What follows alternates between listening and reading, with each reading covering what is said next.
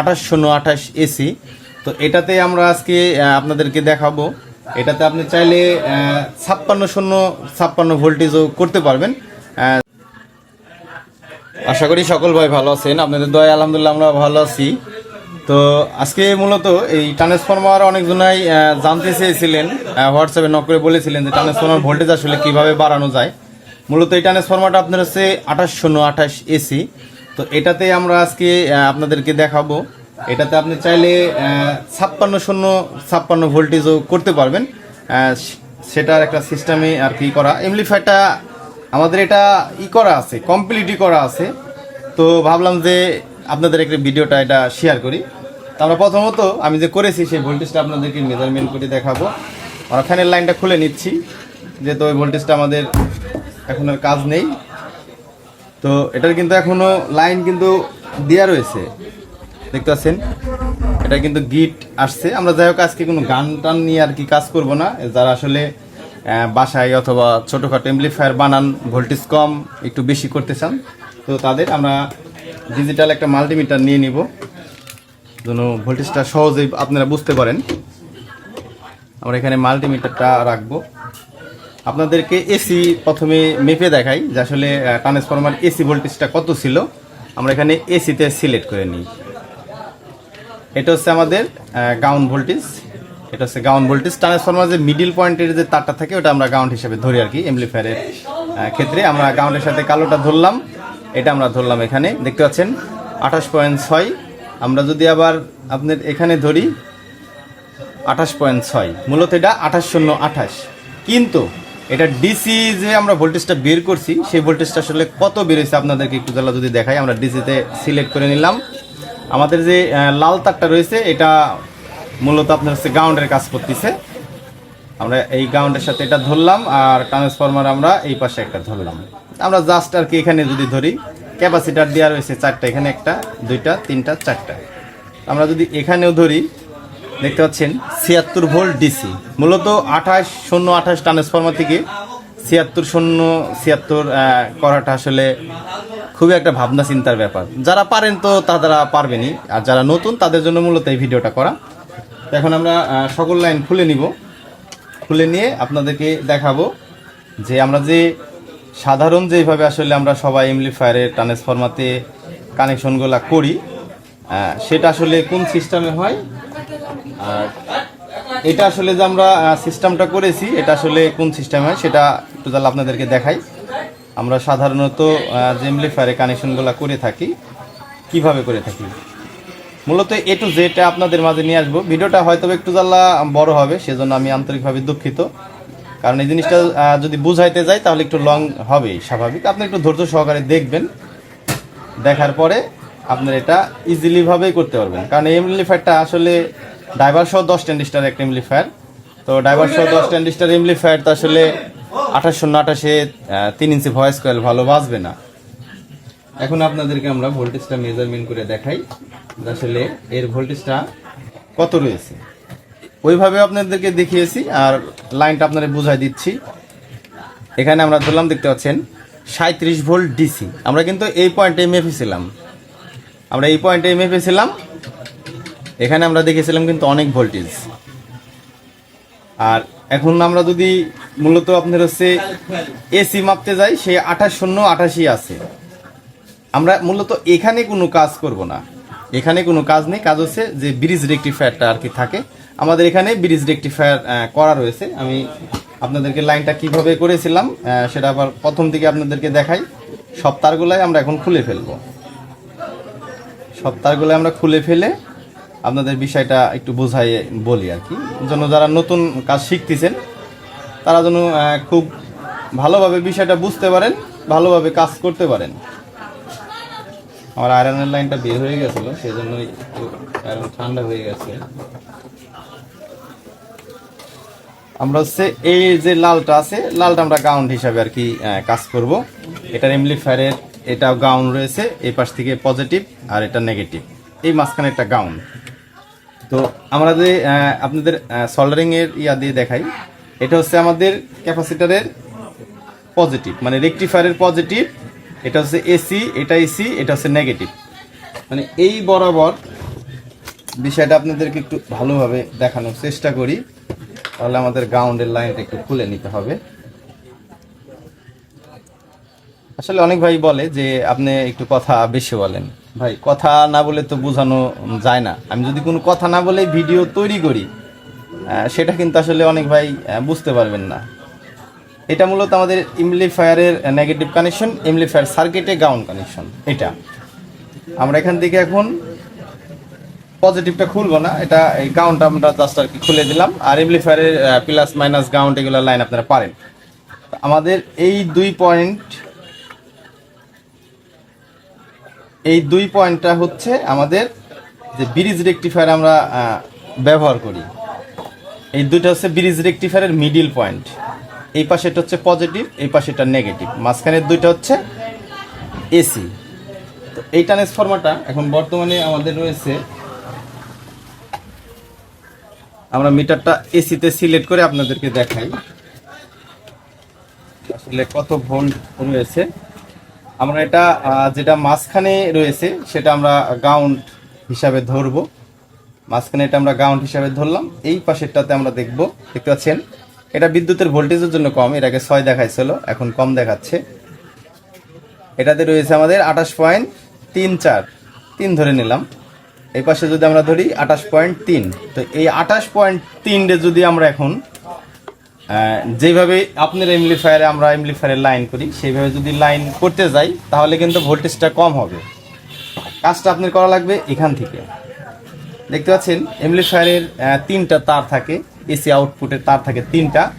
এটা হচ্ছে 28 ভালোভাবে যদি বোঝাতে যাই 28 তো এই জিরোটাকে বাদ দেওয়া লাগবে। মাঝখানে যে ফেসটা বের হয়েছে, মানে তারটা বের হয়েছে, এই তারটাকে বাদ দেওয়া লাগবে।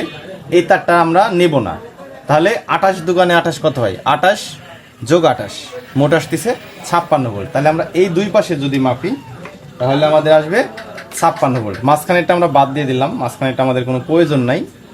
এই পাশে আমরা ধরবো, দেখতে পাচ্ছেন 56 ভোল্ট এসি।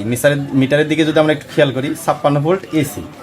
এই 56 ভোল্ট এসি এখন আমরা কিভাবে ফিল্টারিং করব? যেহেতু এখানে রেকটিফায়ারের যে দুটা মিডিল পয়েন্ট, এই দুটা তো এসি থাকে সবাই জানেন, ডানে অথবা বামে নেগেটিভ আর পজিটিভ দেওয়া থাকে। আমার এটা পজিটিভ দেওয়া রয়েছে, এটা নেগেটিভ দেওয়া রয়েছে।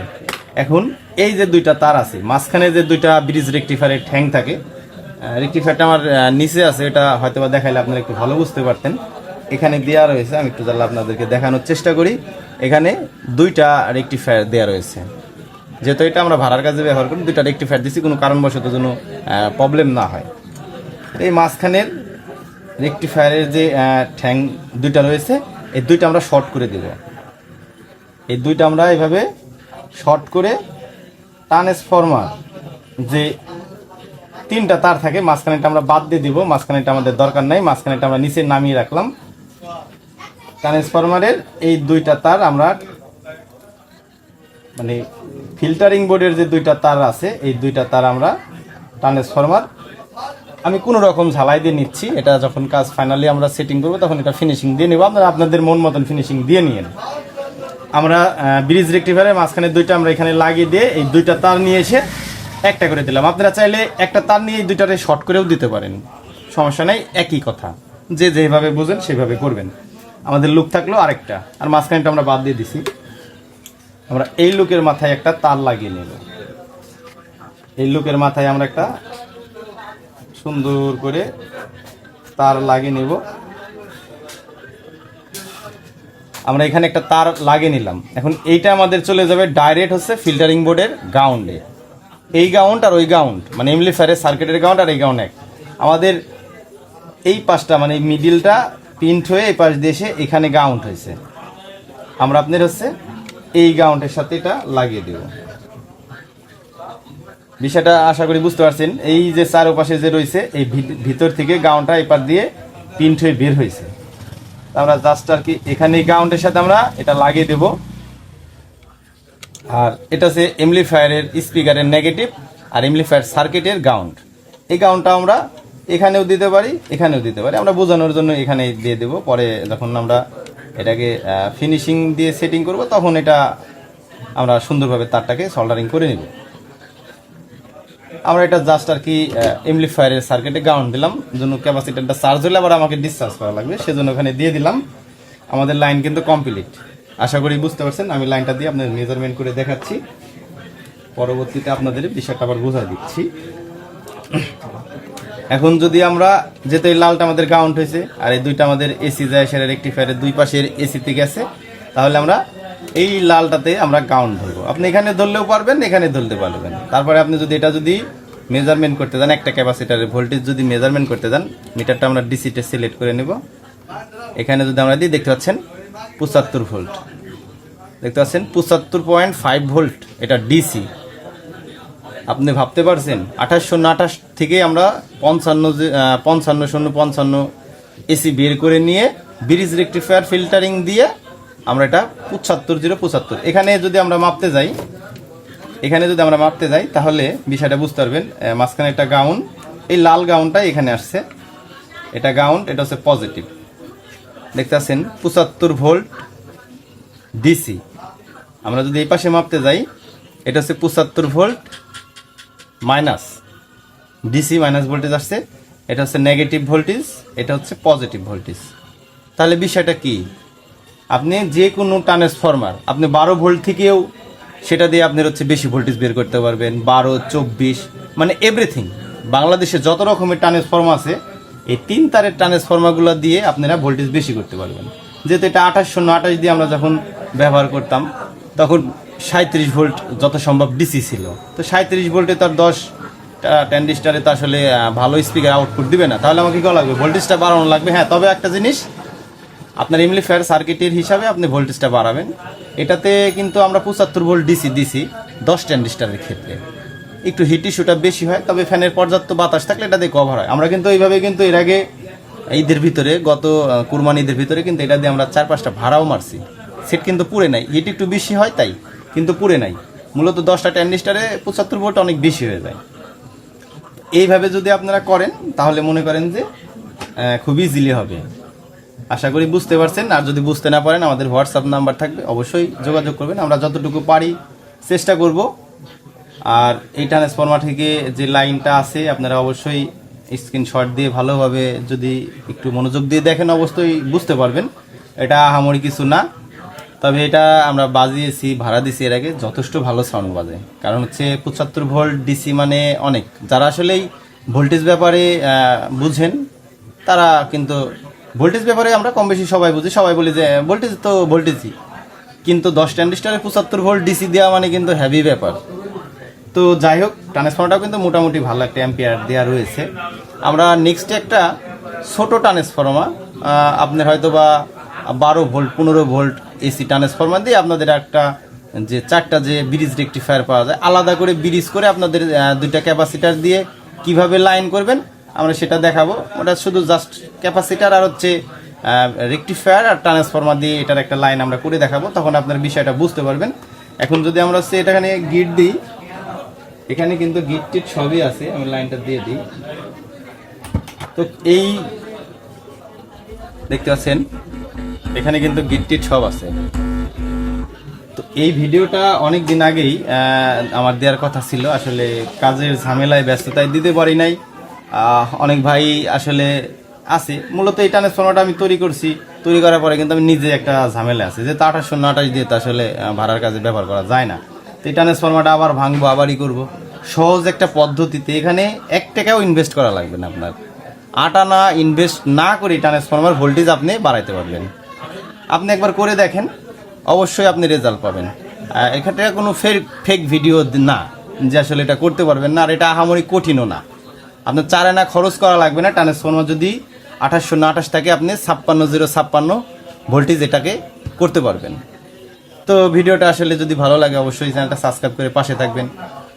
আর আমরা নিত্য নতুন এমপ্লিফায়ার দিচ্ছি। আগামীতে নেক্সটে আরও ভালো ভালো কিছু নতুন ট্রানজিস্টার বোর্ড আমাদের চলে আসবে।